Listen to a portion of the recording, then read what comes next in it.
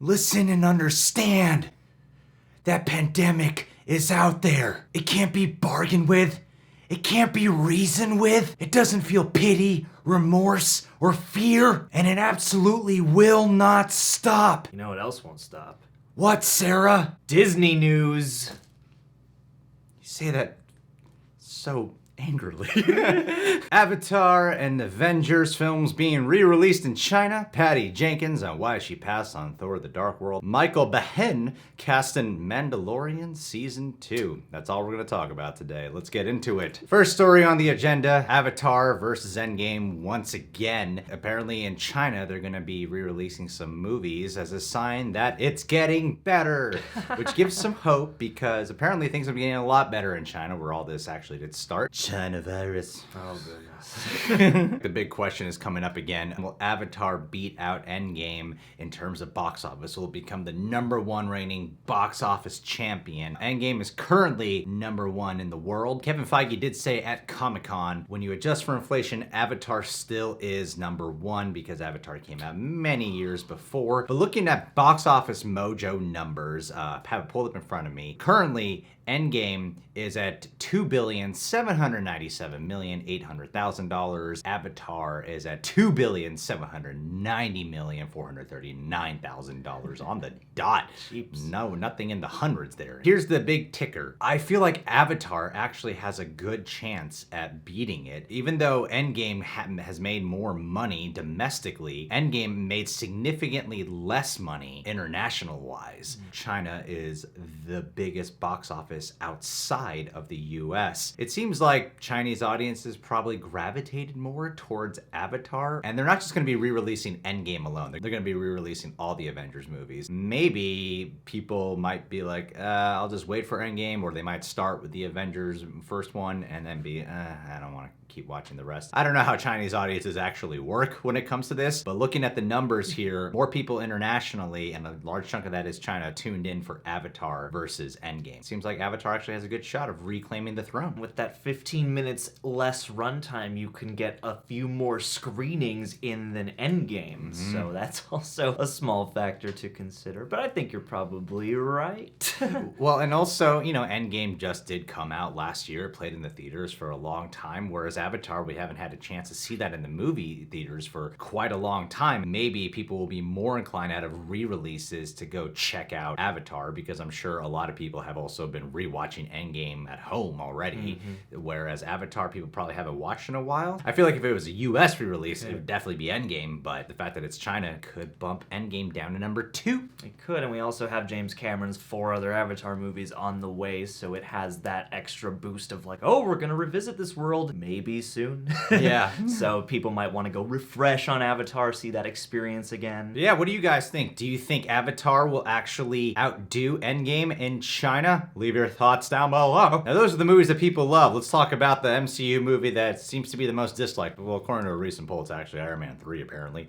Really? Which is kind of strange to me. But apparently, Thor: The Dark World's original director-attached, Patty Jenkins, spoke about why she left the project. Here's the quote. "I did not believe that I could make a good movie out of the script that they were planning on doing." Burn. Ouch. Burn. I think it would have been a huge deal. It would have looked like it was my fault. It would have looked like, oh my God, this woman directed it and she missed all these things. Ouch, probably. Thor was the one time in my career where I really felt like, do this with another director and it's not going to be a big deal and maybe they'll understand it and love it more than I do. You can't do movies you don't believe in. The only reason to do it would be to prove to people that I could, but it wouldn't have proven anything if I didn't succeed. I don't think that I would have gotten another chance, and so I'm super grateful. She makes a solid point. She does make a solid point. It would have been the first MCU film helmed by a female director. All the blame definitely would have gone to her because there would have been a lot of talk surrounding the fact that Patty Jenkins, female director, is helming this movie. I think instantaneously a lot of people definitely would have put the blame on her, and I think it is the wise move. If you genuinely feel like you don't have something to offer that could elevate the material or make it a good thing, I think generally speaking, writer, director, or even actor, back out of the project if you really don't think you can do a good job, or if you don't feel like you're up for the challenge. So I think she made the right call. Evidently she did, considering the response.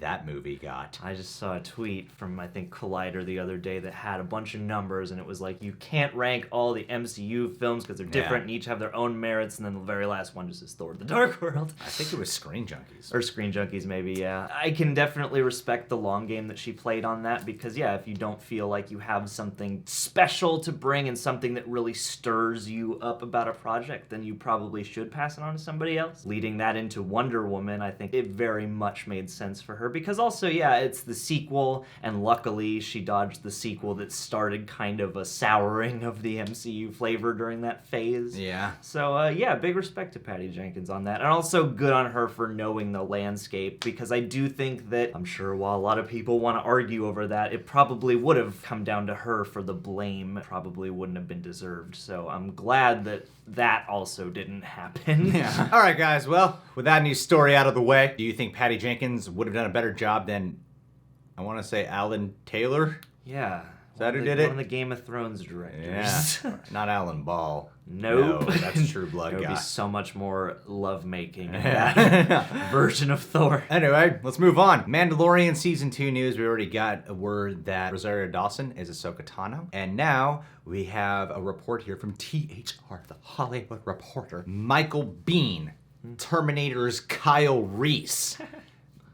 A dude in the abyss. Johnny Ringo in Tombstone. He is going to be in The Mandalorian Season 2. I'm excited for this because The Mandalorian strikes this balance of sci-fi, obviously, and Western. He has excelled in both categories. So getting an actor like Michael Biehn, who usually does like B movies now, a lot of very schlocky-like material. A lot of stuff he produces with his wife. And he's on the Cameo app too. Let's go follow him over there. Oh yeah, get yourself a shout out. Yeah, I'm excited for that. I think Michael Biehn is always a very engaging actor to watch, even when he's like over the top. I really enjoy his performances always. And so I think that having him included in the cast, I imagine will probably just be a one episode guest star role because some characters in The Mandalorian are reoccurring. I feel like most of them get a shot at being reoccurring. For the most part, they're usually just in one episode. Also, Bill Burr is expected to return for this season around. We already got word Gina Carano, Carl Weathers are returning. Bill Burr returning, I think is really exciting because I loved him in The Mandalorian season 1. I thought he was great. Yeah. I think that's like a fan favorite role that they were just like, we gotta bring him back.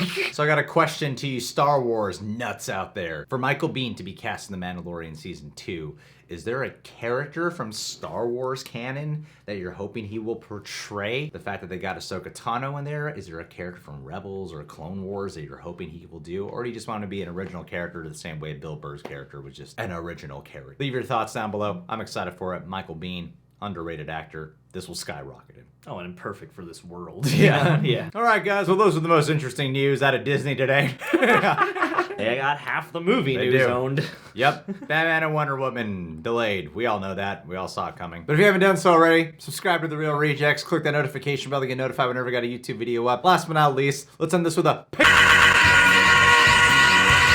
Austin Snyder. Now, Austin Snyder is an aspiring teacher whose biggest fascination actually deals with history, specifically ancient Rome and Greece.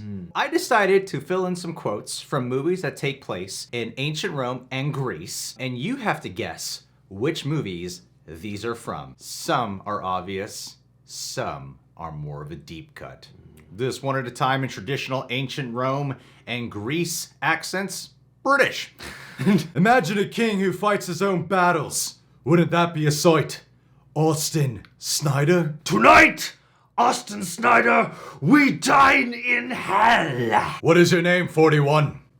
Is it Austin Snyder? The frost, sometimes it makes the blade stick. Like Austin Snyder's thick dick. How dare you, Austin Snyder, and the rest of the barbarians set fire to my library? Prepare for glory, Austin Snyder. Let them know men did this. And one of those men was Austin Snyder. For a moment, let Austin enjoy a calm sea and a fresh breeze and each other. I have 24 hours to get rid of this bozo Austin Snyder, while the entire plan I've been planning goes up in smoke and you are wearing his merchandise? My name is Maximus Austin Snyder Meridius. You are free now, Austin Snyder. This is Sparta! And Austin Snyder! Yay. Yeah.